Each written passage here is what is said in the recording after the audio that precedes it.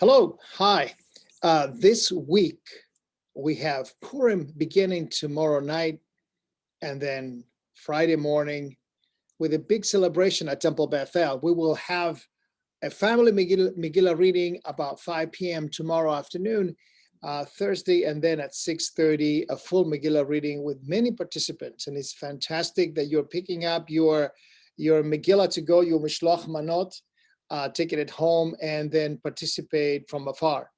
We will have, of course, Shabbat morning services, Friday night Shabbat morning services. So from tomorrow on is a long and beautiful Shabbat celebration, Purim, and then Shabbat. So what do we do on Shabbat? Well, we will read Torah as usual. This time we don't have a particular special Parsha Shabbat before Passover. The other two special Shabbatot of the four are being reserved for later on as we get closer to Pesach.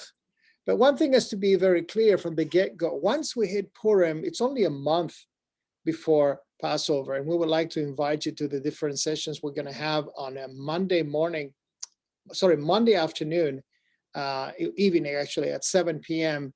We're going to prepare in 3 or 4 sessions about Passover. But this Torah portion that we are reading this Shabbat, Parashat Tetzave, is very interesting. From the time Moses was born through the entire Torah, there's only one Parsha where his name is not spelled out as Moshe at all. And this is Parashat Tetzave.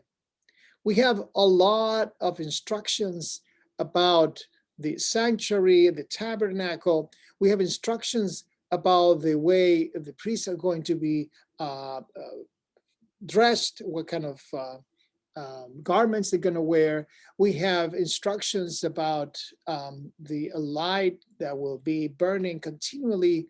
And we begin to talk about the group called the priests and what their duties would be. All that is super important in Israel, and Moses is never mentioned. Well, although it's not mentioned, you have to be sure that he is commanded, that you can hear God talking to Moses and giving him instructions, but his name is not written. And there is a variety of reasons why. The rabbis go crazy trying to explain that. And they say, well, one thing could be, look, he is not there because according to our calculations, Moses died on the 7th of Adar, which was last week. So he's missing in action, so to speak. I mean, that could be an explanation. Another one says that although he is not explicitly mentioned by name, if you spell the name in Hebrew, Moshe, Mem, Shin, and Hey, if you take the Mem, Shin, and Hey for those 3 names of the letters, you come to a gematria number of 101.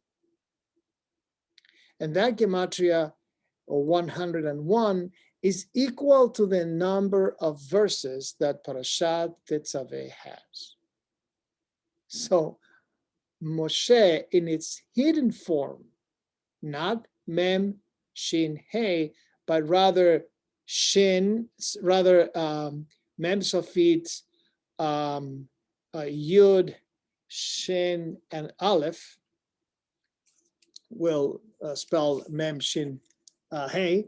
Those 3 letters will equal 101, and that's the same number of verses. Let me just get this right.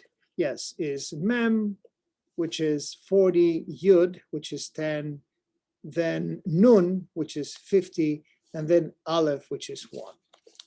And in that way, Moses reappears into this Torah portion, which is filled with legislation for the worship of Israel. Interesting. I thought it was peculiar, and I think you will be enjoying it, our Shabbat and Purim. Please join us. We are delighted to have you on Purim and then on Shabbat. Winter seems to be passing now a little bit, and we are geared to spring, having Pesach ahead of us in a month after Purim. Purim Sameach to you.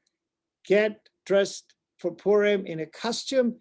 Join us See us on Zoom at 5 o'clock for a family Megillah reading, and then 6:30 for a full Megillah reading. Happy Purim and Shabbat Shalom. Take care.